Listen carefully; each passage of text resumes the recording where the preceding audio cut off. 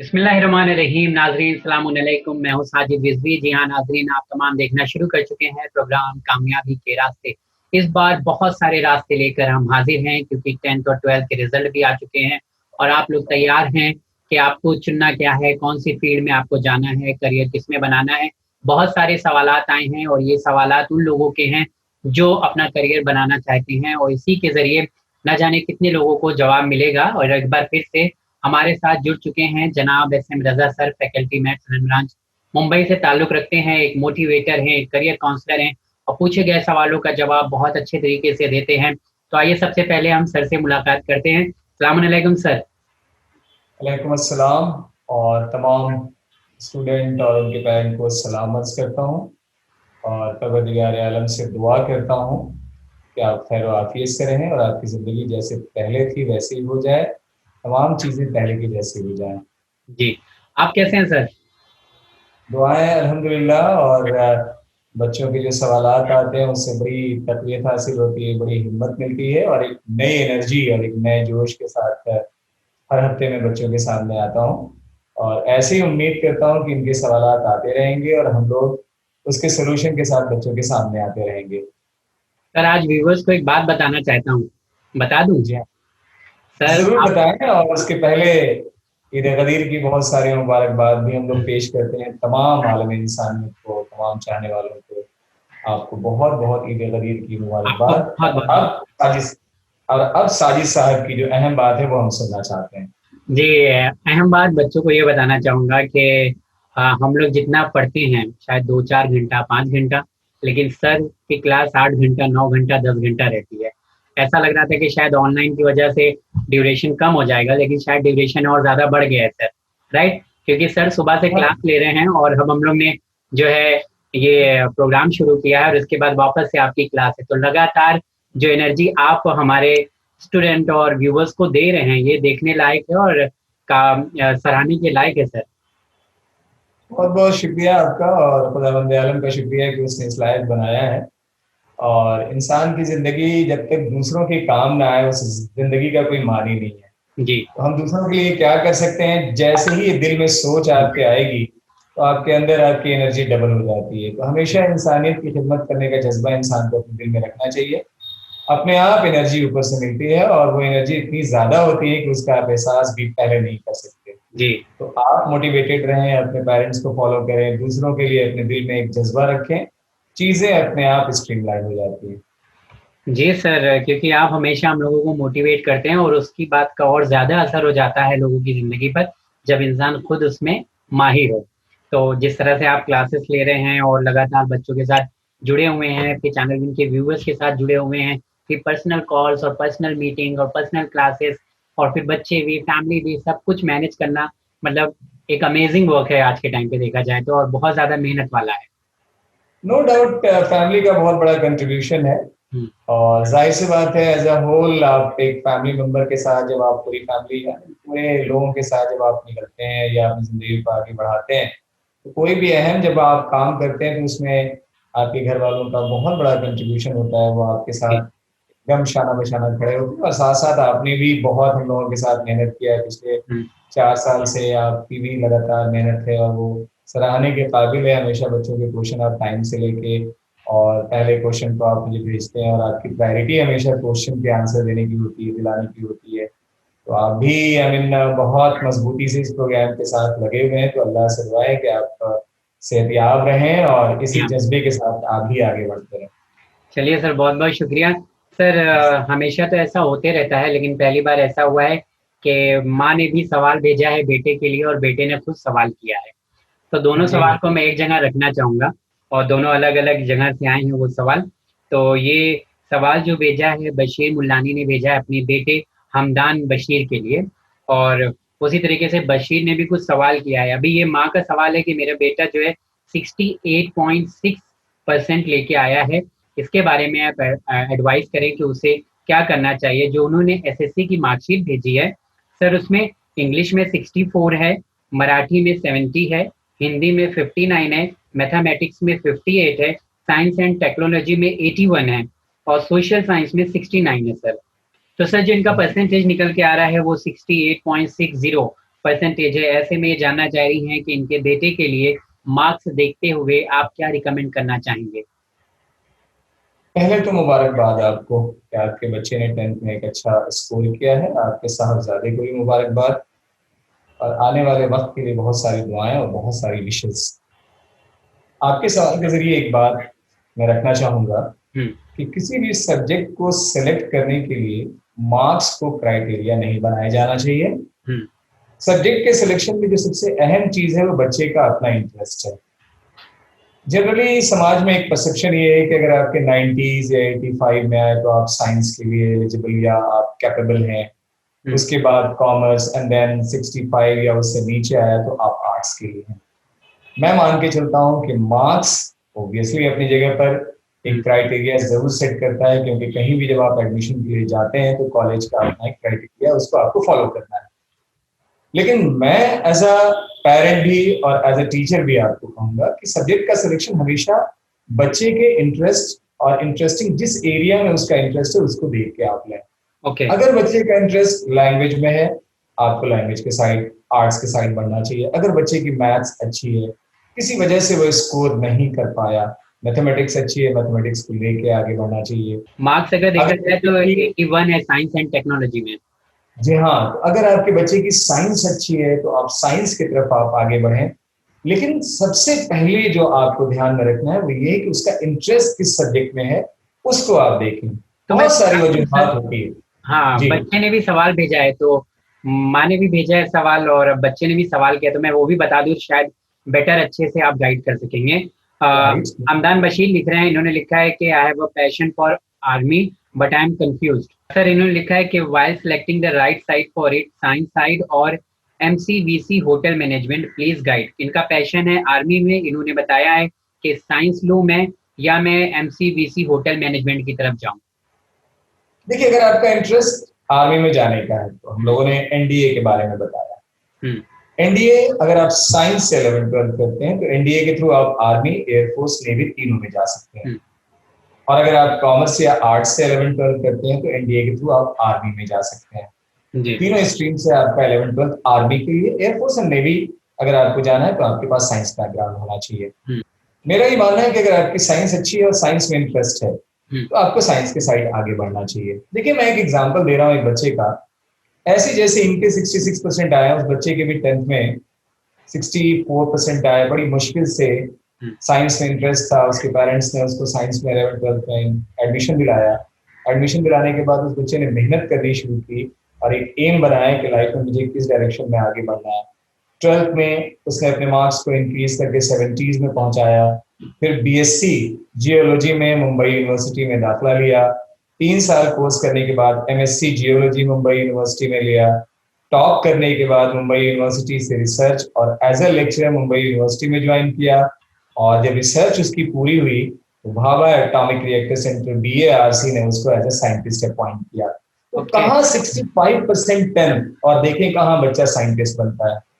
तो जिस सब्जेक्ट में आपका इंटरेस्ट है उस सब्जेक्ट को आप ऑप्ट करें, एक टारगेट बनाएं और मेहनत करें। आप जहां से टारगेट बना के मेहनत करने की कोशिश करेंगे, इंप्रूवमेंट वहीं से होना आपके अंदर शुरू हो जाएगी। आर्मी, एयरफोर्स या नेवी के लिए बेस्ट एग्जामिनेशन 12th के बाद NDA है।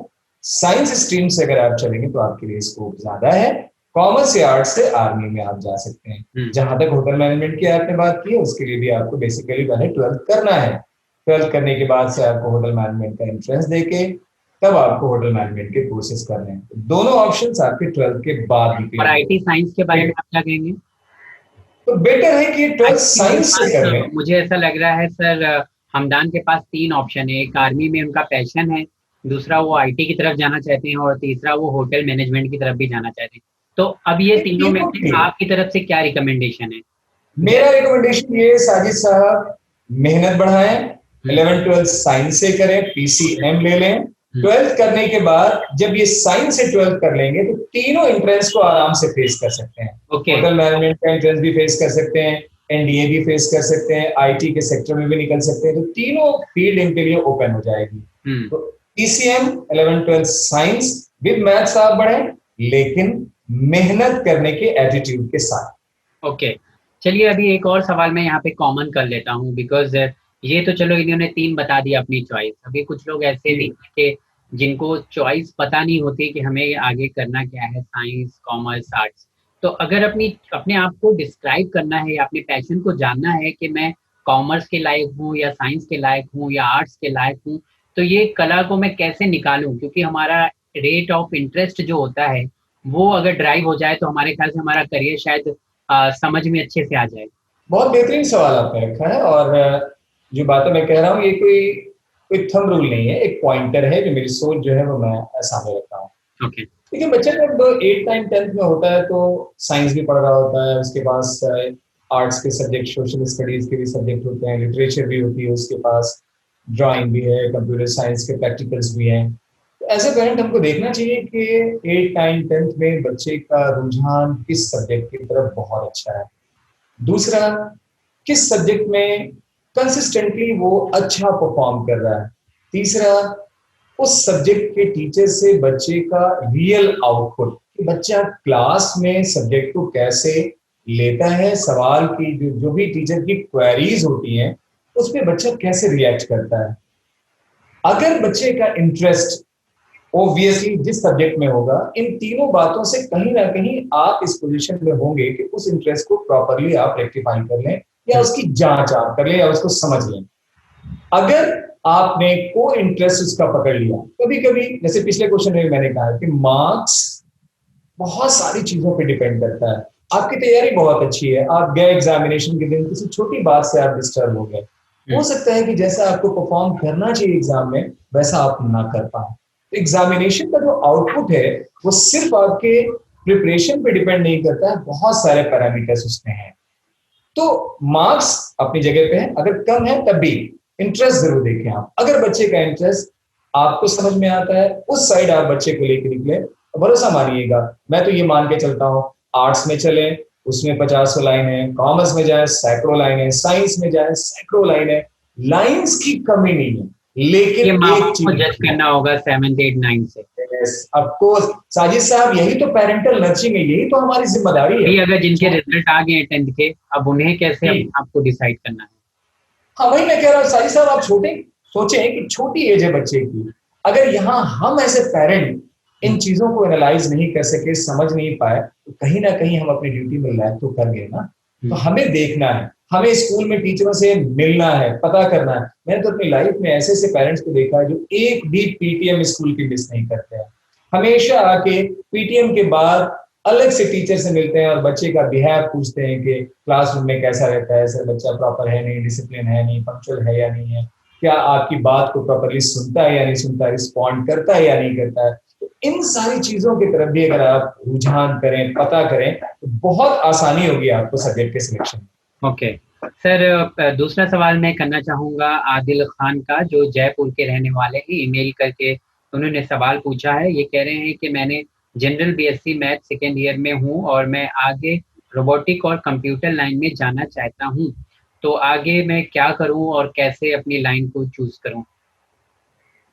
देखिए बीएससी मैथ्स से तो बहुत सारी लाइंस खुलती है। ओके। बीएससी मैथ्स के बाद एमसीए हम लोग बार बार कहते हैं, एमए इकोनॉमिक्स दूसरा ऑप्शन, एमएससी स्टैटिस्टिक्स तीसरा ऑप्शन, ओआर ऑपरेशन रिसर्च चौथा ऑप्शन, यूपीएससी सिविल सर्विसेज पांचवा ऑप्शन, एमबीए छठा ऑप्शन, बैंकिंग सर्विसेज सातवां ऑप्शन, बीएड करना आठवां ऑप्शन। तो ऑप्शंस मैथमेटिक्स बीएससी के बाद बेहतरीन है, कोई रोबोटिक और कंप्यूटर जो इन्होंने मेंशन किया जा सकते हैं, डाटा साइंसेज में भी आप निकल सकते हैं, वो भी आपके लिए, रोबोटिक्स की भी फील्ड आपके लिए। तो उसके लिए क्या रास्ते हैं, रास्ते पूछ रहे हैं?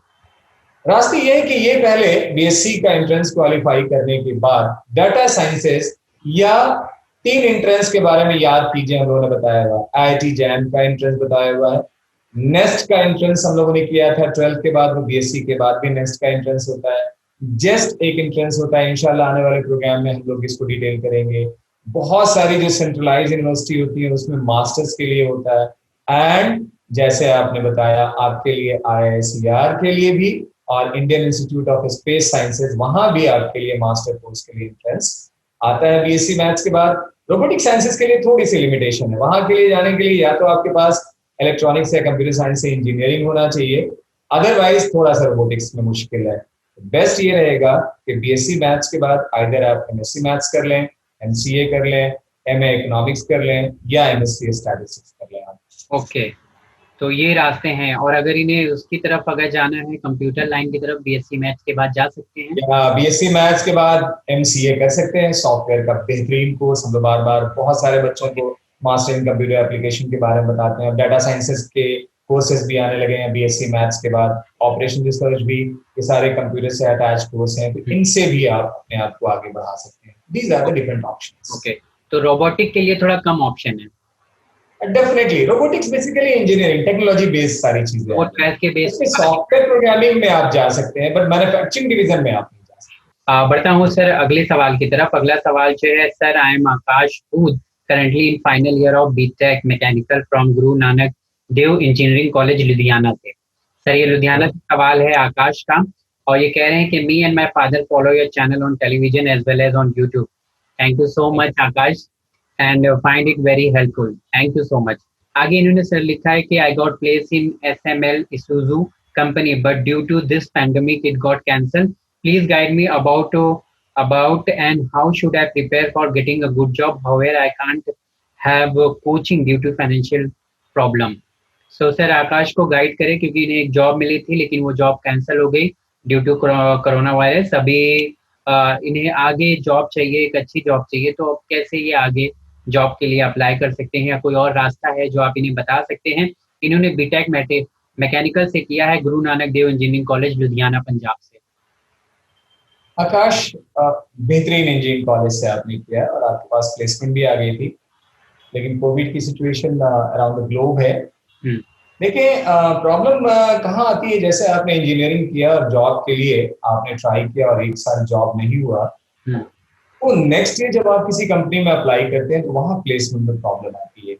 लेकिन अभी की सिचुएशन ये है कि मैक्सिमम जगहों पे वैकेंसीज बहुत ज्यादा फ्रीज हुई हैं, कम हुई हैं, नए रिक्रूटमेंट्स नहीं हुए हैं। तो जैसे ही कोविड से ये सारी चीजें ठीक होंगी और ओपन होंगी, क्योंकि मैकेनिकल और प्रोडक्शन यूनिट में आप जा सकते हैं, तो वैकेंसीज आएंगी, और आएंगी तो आप आराम से इसे अप्लाई भी कर सकते हैं और आपका अपॉइंटमेंट भी होगा। क्योंकि सबको पता है कि बहुत लोगों को कंप्लीट करने के बाद उस जॉब के लिए अपॉइंटमेंट लेटर मिला भी था, लेकिन किसी वजह से वो कैंसिल हुआ है। तो नए फ्रेश जब रिक्रूटमेंट आएंगे तो कंपनी आपको रिक्रूट करने में बहुत ज्यादा नेगेटिव अप्रोच नहीं रखेगी, पहली बात तो ये। सेकंड चीज और मैं यहाँ कहूंगा कि अभी आप जैसे घर पे हैं, तो इस टाइम को आप पॉजिटिवली कैसे यूज करें। पैरेलल मैं कहूंगा, अभी मैंने देखा है, मैक्सिमम बच्चों को देखा है कि बैंक पीओ जो इंजीनियरिंग बैकग्राउंड के होते हैं, बैंक पीओ का एंट्रेंस फेस करते हैं और मैक्सिमम बच्चे बैंक पीओ की तरफ निकल भी जाते हैं। जब तक आप अभी फ्री हैं, दो एंट्रेंस के बारे में मैं कहूंगा। एक तो बैंक पीओ और साथ साथ कैट यानी common admission test for IIMs, इन दोनों की प्रिपरेशन जब तक आप क्लीन पीरियड में हैं आप करें और ट्राई करते रहें। इसके लिए आपको अलग से किसी कोचिंग की जरूरत नहीं पड़ेगी, और जैसे ये एंट्रेंस आते हैं, जब तक आप प्लेस नहीं हो पा रहे हैं, आप इन एंट्रेंस को भी एक बार फेस करने की कोशिश करें। क्या पता आपकी जिंदगी वहां एक बेस्ट पोस्ट के लिए ले जाना चाहती हो, तो लेट्स इस पे आप जाएं और जो अभी टाइम बचा हुआ है इसको इस तरफ आप यूटिलाइज करने की कोशिश करें। लेकिन फिर अपनी बात दोबारा मैं रिपीट कर रहा हूँ कि जैसे कोविड की सिचुएशन ईज होगी, कंपनी फ्रेश रिक्रूटमेंट जब लेगी, तो उसमें आप अपने आप को एज ए कैंडिडेट वहां जरूर अप्लाई कराइएगा, वहां पे प्लेसमेंट में कोई दिक्कत आपको नहीं है। सर लेकिन जैसा इन्होंने बताया कि SML इजुकी कंपनी में इनको जॉब मिली थी, कैंसिल हो गई, ठीक है, तो अभी वापस से अगर स्टार्ट होगा तो क्या चांसेस है कि उसी कंपनी की तरफ से वापस से रिक्रूटमेंट आए, या इनको वापस से अपॉइंटमेंट लिया जाए, ऐसे कुछ हो सकते हैं, हो सकता है? आपने तो एकदम मेरे जहन की बात आपने अभी बोल दी। मैं ये कह रहा हूँ कि क्योंकि इनके एक अच्छे कॉलेज से इनके पास डिग्री है बीटेक की, तो जैसे ही वैकेंसीज ओपन होगी तो वो ऑर्गेनाइजेशन डेफिनेटली इनको प्रेफरेंस देगी, और हो सकता है कि इनको कॉल करें। ओके, तो उसके लिए भी उस ब्राइट मोमेंट का भी आप इंतजार करें। मुझे पूरी उम्मीद है कि ये सब सारी चीजें आपको जरूर मिलेंगी। ओके, बीटेक मैकेनिकल की जॉब के लिए और भी बहुत सारे लोगों ने किया है, बहुत सारे ऑप्शंस हैं। देखिए अभी जैसे जो रोबोटिक्स के बारे में बात आई थी साजिद साहब, बीटेक मैकेनिकल के बाद रोबोटिक्स अगर मास्टर्स किया जाए रोबोटिक्स में, तो बहुत अच्छे ऑप्शंस हैं। प्रोडक्शन अगर मैं मास्टर्स किया जाए तो बहुत अच्छे ऑप्शन। फाइनेंशियली थोड़ा प्रॉब्लम भी है, तो आगे की कोचिंग और पढ़ाई को अफोर्ड करना शायद थोड़ा डिफिकल्ट है इनके लिए। आकाश से एक बात और मैं कहूंगा कि बैंक पी और कैट के बारे में जो मैंने बताया, इसमें इनको अलग से कोचिंग की जरूरत नहीं पड़ेगी, उस तरह के पेपर की प्रैक्टिस इनको करनी है। नेट पे सारी चीजें अवेलेबल है, वो दे दें। और साथ साथ क्योंकि आप ओबियसली बीटेक है तो आपकी ख्वाहिश भी होगी कि आप IITs तक पहुंचे, एक बार आप गेट का भी जरूर सहारा लीजिएगा। गेट NPSC के बारे में मैं कहूंगा कि वो भी माइंड में रख के आप चलिए, इस टाइम को आप यूज करने की कोशिश आप करें और वेट करें। जैसे हाजी साहब ने कहा है, हो सकता है कि कंपनी दोबारा से रिक्रूटमेंट जब शुरू करे तो सबसे पहले उन्हीं लोगों को प्रेफरेंस दे जिनको पहले वो रिक्रूट कर चुकी थी और उनको होल्ड पे रखा हुआ था। क्योंकि एक बेसिक कॉज है इसका, कोई ऐसा कॉज नहीं था कि जॉब आपकी वजह से गई है। एक ग्लोबल कॉज है, तो चांसेस है कि वापस से आप उसमें अप्लाई करें या कहीं और तलाश करें, जरूर जॉब मिलेगी। मैं बढ़ता हूँ अगले सवाल की तरफ। सर अगर आकाश अभी भी कोई सवाल है तो आप कंटिन्यू कर सकते हैं उस सवाल को अगले एपिसोड में। सर अगला सवाल है कि मैंने 12th में 55% के साथ PCM किया है और मुझे आगे क्या करना चाहिए, क्योंकि मुझे फॉरेन कंट्री में जॉब करना है, वो भी अच्छी पोस्ट पर। तो उसके लिए मुझे आप बताइए कि मैं क्या करूँ। देखिए, फॉरेन कंट्री में अच्छी जॉब करने के लिए आपके पास 2-3 डिग्रीज होनी चाहिए। ज्यादातर वहाँ इंजीनियरिंग के बच्चे जाते हैं, MBA वाले बच्चे जाते हैं, MCA वाले बच्चे, अगर अच्छी पोस्ट की आप बात करते हैं तो 12th कर लिया आपने। अगर आपको लगता है टेक्निकल साइड निकलना है तो यहाँ से आप इंजीनियरिंग करें। अगर आपको MBA करना है तो BSc आप कर लें या BA कर लें, उसके बाद MBA करके निकलें, या BSc के बाद MCA करके आप निकलें। क्योंकि साजिद साहब, अच्छी पोस्ट के लिए आपके पास डिग्री भी अच्छी होनी चाहिए जी। फॉरेन कंट्री में एज अ प्रोफेशनल अगर आपको जाना है तो आपके पास इंजीनियरिंग है, MBA है, MCA का ऑप्शन है, चार्टर्ड अकाउंटेंट का ऑप्शन है, बैंकिंग एंड फाइनेंस का एक ऑप्शन है। इन सब सारे ऑप्शंस के साथ अगर आप जाएं तो ऑब्वियसली अच्छी पोस्ट भी और अच्छी सैलरी भी है। तो 12th के बाद आप साइंस के बाद BSc कर लें, या अगर आपका इंजीनियरिंग इंटरेस्ट है तो इंजीनियरिंग के साइड में। Okay, alright. अगला सवाल जो है सफानाज शेख का है। ये कह रही हैं कि जो है मैंने नीट का फॉर्म भरा है, लेकिन मैंने कुछ सही से स्टार्ट नहीं किया है प्रिपरेशन। लेकिन हाँ, जो मेरा 12th का पोर्शन था वो मुझे अच्छे से याद है, मैंने अच्छे से किया है। लेकिन NCERT को मैंने पढ़ा नहीं है, तो क्या मैं इस साल मतलब तो मैं क्या करूँ? क्या इस साल नीट होने वाला है या नहीं होगा, या उसकी तैयारी कैसे करना है? देखिए, अभी तो सफा मैं ये कहूंगा कि आप मान के चलें कि नीट और JEE मेंस और IIT JEE एडवांस जो गवर्नमेंट ने अनाउंस किया उसी डेट पे ही होगा, जब तक कि कोई नई अनाउंसमेंट नहीं आ जाती। अब जहां तक आपने बात की कि आपने ठीक से नहीं किया तो आपको आपकी कमी पता है, तो सबसे पहले तो मैं यही आपसे अर्ज करूंगा कि अपनी कमी को आप दूर करें। थर्ड, आपके पास टाइम है अभी, आप 24/7 घर पे हैं, कहीं आपको मूव नहीं का पोर्शन इन्होंने अच्छे से किया है, सिर्फ NCERT को अच्छे से। 11th का पोर्शन अभी 1 महीने में बहुत अच्छी तरह से आप तैयार कर सकती हैं। 10 घंटे पर डे का आप टाइम टेबल बनाए, जो बहुत मुश्किल नहीं, बच्चे बनाते हैं। ट्राई करें, उम्मीद करता हूं कि जरूर आप कंप्लीट कर पाएंगे। सर अगला सवाल जो है, अस्सलाम वालेकुम। वालेकुम अस्सलाम। I am Marshi Khanam from Hasanpura Amroha. I am in MSc final year student in chemistry and my dream is to become an IAS officer. And sir, you please tell me everything about IAS prelims and mains exam. I have much interest in history, but I am much confused in choosing a optional subject. So can you please help me in choosing a optional subject by which I could crack IAS officer? बहुत खुशी हो रही है। देखिए, आप MSc में हैं और पोस्ट ग्रेजुएशन करने के बाद जाहिर सी बात है मैच्योरिटी लेवल भी बहुत ज्यादा इंक्रीज हो जाती है, क्योंकि एज का एक फैक्टर है आपका। ऑब्वियसली UPSC सिविल सर्विसेज के बारे में आपने बात की और ऑप्शनल सब्जेक्ट के बारे में आपने कहा। देखिए, ऑप्शनल सब्जेक्ट हमेशा उसी को चूज करें जिसमें आपका इंटरेस्ट हो, क्योंकि ऑप्शनल सब्जेक्ट में सब्जेक्ट की नॉलेज बहुत आपके पास इन डेप्थ होनी चाहिए। और किसी भी सब्जेक्ट की नॉलेज इन डेप्थ आपके पास तब होगी जब उस सब्जेक्ट को बहुत इंटरेस्ट लेके आप पढ़ेंगे।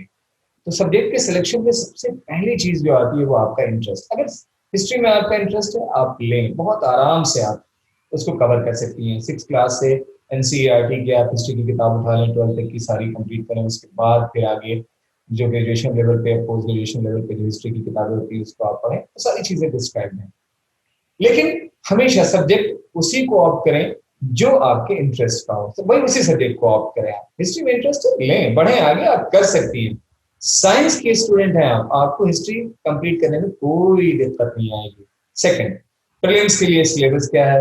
Mental ability, reasoning, current affairs, English, ये आपको अच्छी करनी है। ऐसे राइटिंग आपको अच्छी करनी है। ये तो आपको करना ही करना है। 10th तक की मैथ्स आपको करने की जरूरत नहीं पड़ेगी क्योंकि आपका मैथ्स अच्छा होगा, साइंस का बैकग्राउंड आपका है, 12th तक की आप सारी साइंस आप जानती होंगी। तो जीएस के पेपर में भी आपको कहीं कोई परेशानी नहीं आएगी। बस आपको इंग्लिश और एसे और ऑप्शनल पे बहुत अच्छा ध्यान रखना है। उम्मीद करता हूँ इन तीनों चीजों को लेकर आप बढ़ें, हिस्ट्री के अटेम्प्ट अलावा करें, भी बेहतरीन अटेम्प्ट होगा आपका। हिस्ट्री के अलावा भी और ऑप्शनल सब्जेक्ट अगर चुनना है तो उसके लिए बहुत सारे हैं, बहुत सारे हिस्ट्री के साथ साथ पॉलिटिकल साइंस, पॉलिटिकल साइंस है, साइकोलॉजी है, सोशियोलॉजी है, एंथ्रोपोलॉजी है, आपका ज्योग्राफी है, आपका इकोनॉमिक्स आप ऑप्ट कर सकती हैं। ये सारे सब्जेक्ट हैं। मतलब ऑप्शनल सब्जेक्ट चूज करने के लिए कोई बाउंडेशन नहीं है कि अगर आप साइंस के हैं तो साइंस का ही सब्जेक्ट ऑप्ट करें।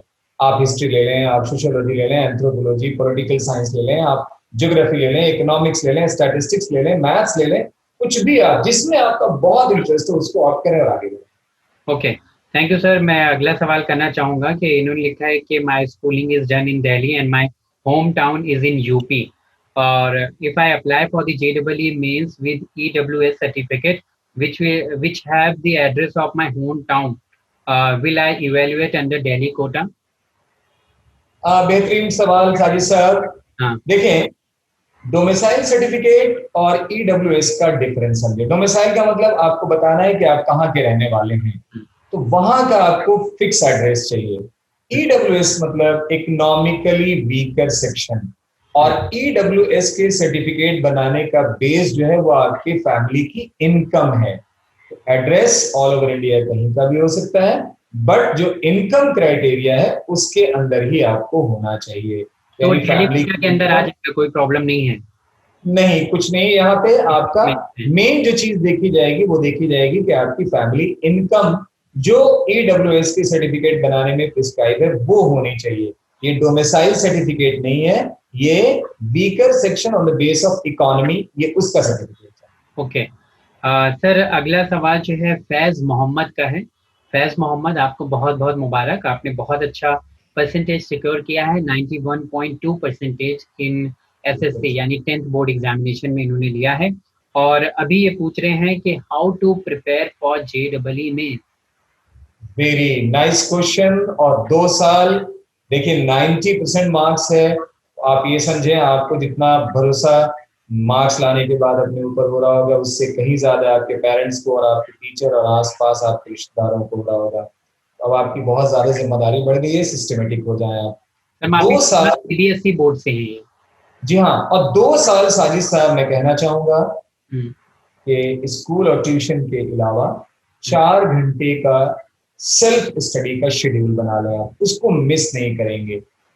इस 1.5-2 साल में कोई संडे मंडे आपका नहीं होना चाहिए, कोई गैप नहीं होना चाहिए। जिन बच्चों को मैं देखता हूँ कामयाब होते हुए, उन बच्चों को ये भी मैं देखता हूँ कि त्योहार के दिन भी अपना त्योहार मनाया और उसके बाद 4 घंटे के सेल्फ स्टडी का टाइम टेबल कभी मिस नहीं करते हैं। याद रखेंगे, जिंदगी में अच्छी चीजें पाने के लिए अच्छी मेहनत की जरूरत होती है।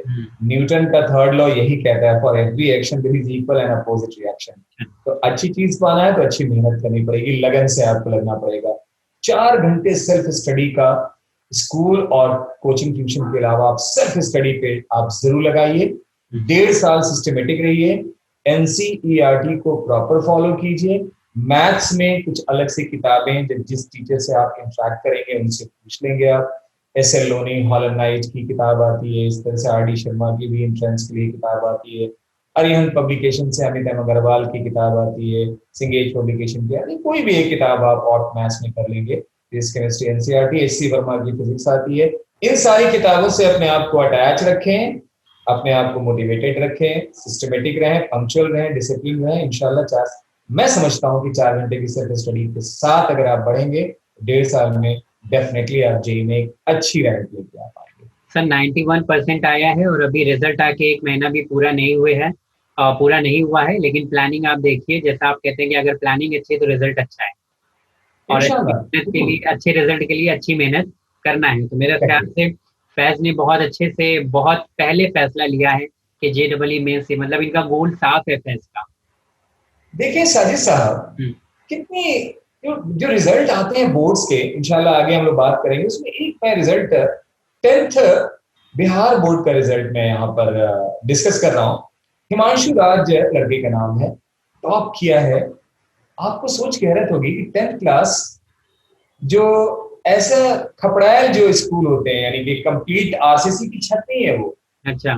टेम्पोररी छत वाले स्कूल में गांव का बच्चा, सब्जी बेचने वाले का बच्चा, लाइट जहां पे 10 से 12 घंटे रहती हो वहां का बच्चा, लाइट जाने के बाद टॉर्च जला के विदाउट फैन 12 से 13 घंटे रिजल्ट आई मीन स्टडी को मेंटेन करना बच्चा, ऐसे ही बच्चे जिंदगी में आगे बढ़ते हैं। बहुत ज्यादा कभी कभी आपने देखा होगा क्वेश्चंस आते हैं, हमारी माली हालत अच्छी नहीं है, हम कैसे आगे बढ़े। इस बच्चे ने अपने बाप के सब्जी के दुकान पे भी सब्जी बेचने में उनकी जाके मदद किया है, लेकिन एक डिटर्मिनेशन था कि मुझे टॉप करना है, तो 13-14 घंटे का उसने टाइम टेबल मेंटेन किया। तो ये जो इकोनॉमी है, पैसा है, सहूलतें हैं, ये कहीं आपको आगे बढ़ने में आपकी रुकावट आपके लिए पैदा नहीं करती है। रुकावट पैदा करती है आपके अंदर एनर्जी का ना होना, आपके अंदर एक पॉजिटिव सोच का ना होना, ये रुकावट पैदा करती है। जी, रुकावटें ऐसे बहुत सारे रिजल्ट जब आते हैं तो बहुत सारी ऐसी स्टोरीज निकल कर आती है जो आप शेयर करते हैं, तो ये शायद किसी को जगाने के लिए काफी है। यस जी। अब Riya Jain 10th state board, UP state board 10th की टॉपर बच्ची है। महसूस करें, उसका बाप मंदिर में जो चुन्नी, जो दुपट्टा होता है, चुन्नी बेचने का काम करते हैं। अब आप महसूस करें, बच्ची से पूछा गया आप कितने घंटे पढ़ती हैं, तो उसने कहा कि मेरा 12 से 13 घंटे का शेड्यूल है, मैं सुबह में 4 बजे उठती हूँ और रात में 12 या 1 बजे जाकर मैं अपनी पढ़ाई कंप्लीट करती हूँ। तो बच्चे इतने मोटिवेटेड होंगे, इतनी एनर्जी से लगेंगे, तो क्या उनके सामने हिमालय पहाड़ और क्या बोर्ड का टॉपर होना और क्या आईआईटी और क्या एम्स, कुछ भी सामने आएगा वो आराम से उसको पार करते हुए निकल जाएंगे। जज्बा हो, प्लानिंग हो तो सब कुछ हो सकता है। जी सर, बढ़ता हूँ अगले सवाल की तरफ। सलामुअलैकुम। वालेकुम अस्सलाम। सर, मेरा 12th कंप्लीट हुआ है आर्ट साइड से और मेरा 80% मार्क्स आया, 80% आया है। सर, मैं आगे क्या करूँ? टीचर मेरी बोल रही है कि मुझे बीसीए कर लेना चाहिए या बीसीए कर लो, तो आप बताइए कि मुझे क्या करना चाहिए। पहले तो बहुत बहुत मुबारकबाद। साइंस में और कॉमर्स में तो परसेंटेज 85-90 बड़े आसानी से आ जाती है, पर आर्ट्स में 80% लाना बहुत आसान नहीं है, और जो आप ले आए बहुत बहुत मुबारकबाद में पेश करता हूँ आपको। आप एक ब्राइट स्टूडेंट भी हैं। जहाँ तक आपके टीचर ने आपको कहा है बीसीए करने के लिए, कुछ ना कुछ होना है आपके अंदर, जरूर इस तरह की चीज देखी होगी तब कहा होगा। ऐसे कोर्स अगर आप पूछेंगे बीसीए के बारे में, अच्छा कोर्स है, बीसीए करने के बाद एमसीए करके या बीसीए करने के बाद एमबीए करके बहुत अच्छे प्रोफेशनल आप बन सकते हैं, क्या बन सकते हैं आप। लेकिन आगे 12th के बाद, क्योंकि 80% आपका है तो आप एक ब्राइट स्टूडेंट है, तो आपका अपना कुछ इंटरेस्ट एरिया भी होगा, किसी सब्जेक्ट में आपको इंटरेस्ट ज्यादा आता होगा। अगर कोई ऐसा सब्जेक्ट जिसमें आपका इंटरेस्ट है, मैं तो कहूंगा कि उधर भी आप बढ़ने के लिए सोचिए, क्योंकि ऑप्शन की उधर भी कमी नहीं है। अगर आपकी इंग्लिश अच्छी है, प्लीज इंग्लिश की तरफ बढ़े। अगर आपकी हिस्ट्री अच्छी है तो हिस्ट्री लेके आप आगे बढ़े। इकोनॉमिक्स अगर आपकी अच्छी है तो इकोनॉमिक्स आप लेके आगे बढ़े। आगे यूपीएससी सिविल सर्विसेज के भी ऑप्शंस हैं और एमबीए के भी ऑप्शंस हैं। अस्सलामुअलैकुम व वालेकुम अस्सलाम। सर, मैं अगला सवाल पढ़ रहा हूँ। इन्होंने लिखा है कि मैं बीएससी इन एविएशन करना चाहता हूँ, एविएशन का स्कोप है। इन्होंने सवाल किया है सर, और फिर इन्होंने आगे लिखा है कि अगर मैं बीएससी आईटी करूँ तो क्या उसके बाद कौन सा कोर्स करूँ? जो है जवाद सैयद का मुंबई से सवाल है सर। शुक्रिया जवाद आपके सवाल का, इस प्रोग्राम से आप जुड़े हुए हैं, बहुत खुशी हुई है आपके सवाल को सुन के। जहाँ तक स्कोप की बात आपने की, तो कोई भी ऐसी फील्ड नहीं है जिसमें स्कोप नहीं है, क्योंकि किसी भी कोर्स को स्कोप देख के ही लॉन्च किया जाता है। अगर स्कोप नहीं हो तो इस तरह के कोर्स डेवलप नहीं किए जाए। नए नए कोर्सेज क्यों लाए जाते हैं? क्योंकि नई नई फील्ड, नए नए स्कोप्स आते हैं, उसको देखते हुए नए कोर्स को डिजाइन किया जाता है। तो स्कोप हर जगह पर, अगर कोर्स है तो स्कोप है। बस मेन चीज क्या है कि आप उस कोर्स को कितनी इन डेप्थ नॉलेज के साथ करते हैं, और जब इंटरव्यू में बैठते हैं तो सामने वाले को आप कितना सेटिस्फाई कर पाते हैं अपने कोर्स के नॉलेज से। बीएससी आईटी के बाद आप एमएससी आईटी कर लें, या बीएससी आईटी के बाद एमबीए आईटी भी आप कर सकते हैं। ये दो ऑप्शन आपके लिए बेस्ट हो सकता है अगर आप बीएससी आईटी से आगे बढ़ते हैं तो। सर, साथ ही साथ ये कह रहे थे कि मैं अगर एमएससी बीएससी आईटी करता हूँ तो उसके साथ कोई पैरेलल कोर्स और कर सकता हूँ?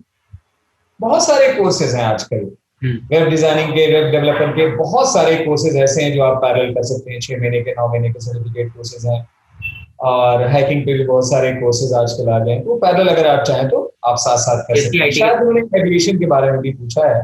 देखिए, एविएशन में जाने के लिए तो आप एंट्रेंस आपको देना पड़ेगा, और एविएशन इंडस्ट्री में मेंटेनेंस का एक अलग है, पायलट का मामला अलग है, और टिकटिंग वगैरह काउंटर पे अगर आप होते हैं तो वो एक अलग है। ये भी कोर्स अपने आप में प्लेसमेंट के एतबार से बुरा नहीं है, और यहाँ भी प्लेसमेंट अच्छी है। अभी ठीक है, कोविड की वजह से थोड़ी सी सैचुरेशन है जॉब की, लेकिन आने वाले टाइम में सारी चीजें स्ट्रीमलाइन हो जाएंगी। ओके सर, व्यूअर्स के सवाल तो हो गए हैं, इंशाल्लाह अगले एपिसोड में मिलूंगा, लेकिन मैं जाते जाते चाहता हूँ कि कोई अगर स्टोरी है तो आप जरूर हमारे साथ शेयर करें। बेहतरीन स्टोरी है, बेहतरीन। नेहा वर्मा पंजाब से हैं, और पंजाब 10th बोर्ड की टॉपर हैं, और महसूस करें इनके मार्क्स हैं 99.54%। और इनके फादर एक ट्रक ड्राइवर हैं, एक ट्रक ड्राइवर की बेटी 99.54%। पंजाब स्टेट बोर्ड 10th की टॉपर। बहुत सारी कमियां, ट्यूशन अच्छा नहीं, अच्छी कोचिंग नहीं, कोई बहुत बड़ा ब्रांडेड प्राइवेट स्कूल नहीं, लेकिन सेल्फ स्टडी, जोश, उमंग, मेहनत करने की कैपेसिटी और आगे बढ़ने का एक अपने अंदर जज्बा। बोर्ड का टॉपर। रिजल्ट कितना बेहतरीन है सर, 99.54%। मतलब एक ऐसा रिजल्ट है जो लोगों को सोचने पे मजबूर कर सकता है। इतना अच्छा परसेंटेज लाते हैं, मैं खुद सोचने लगता हूँ कैसे इस जमाने में लोग बड़ी मेहनत कर रहे हैं। और बहुत मेहनत कर रहे हैं बच्चे। इन तीनों टॉपर्स का जब मैं इंटरव्यू देख रहा था तो तीनों ने बताया कि हमने 10 से 12 घंटे का टाइम टेबल मेंटेन किया। और जो बिहार का बच्चा है, महसूस करें, हमारे बच्चे अगर लाइट चली जाती है, फैन नहीं चल रहा है, गर्मी है, एसी नहीं चल रहा है, इन सब सारी चीजों पे उनका ध्यान होता है। लेकिन वो बच्चा लाइट नहीं रहने के बावजूद जो चार्ज करके लाइट जो होती है उसको ऑन करके उसकी रोशनी में बच्चा पढ़ता था। महसूस करें उसके पास कहाँ फैन रहा होगा, कहाँ एसी रही होगी। बाप सब्जी बेचने वाला, लेकिन एक दिल में डिटर्मिनेशन है कि अब जितनी हमने तकलीफ देख ली, आगे की जिंदगी मुझे आगे ही बढ़ के और ऊंचाइयों पे पहुंच के अपनी जिंदगी को लेकर जाना है।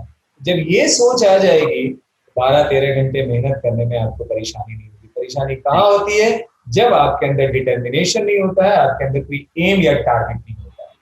नहीं, आपने बहुत सही बात बताई है, और इसी उम्मीद के साथ हम इस प्रोग्राम को यहाँ पर खत्म करते हैं कि परेशानियां कितनी भी होंगी लेकिन हम कभी पढ़ाई से पीछे नहीं हटेंगे। बहुत बहुत शुक्रिया आपका हमारे साथ जुड़ने के लिए, और चैनल विन के जो व्यूवर्स हैं, जो बच्चे हैं, उन्हें मोटिवेट करने के लिए बहुत अच्छा लगता है। हर हफ्ते कुछ ना कुछ सुनने को मिलता है, कुछ स्टोरीज होती हैं और बच्चों के कुछ सवाल होते हैं जिसका जवाब आप देते हैं। बहुत शुक्रिया सर। बहुत बहुत शुक्रिया आपका कि तमाम सवाल का जवाब आप हमको देने का मौका देते हैं। और चलते चलते तमाम लोगों के लिए एक बार फिर से मैं परवरदिगार आलम से दुआ करता हूँ कि सारे लोग सेहतमंद रहें और बच्चों के ब्राइट फ्यूचर के लिए बहुत सारे विशेष और बहुत सारी। Thank you very much. Thank you sir, बहुत बहुत शुक्रिया। इंशाल्लाह अगले एपिसोड में फिर आपसे मुलाकात होगी सर, और बच्चों के सवाल जो आएंगे उसके जवाब हम हासिल करेंगे।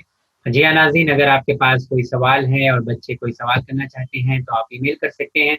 हमारा ईमेल एड्रेस है winislam@gmail.com।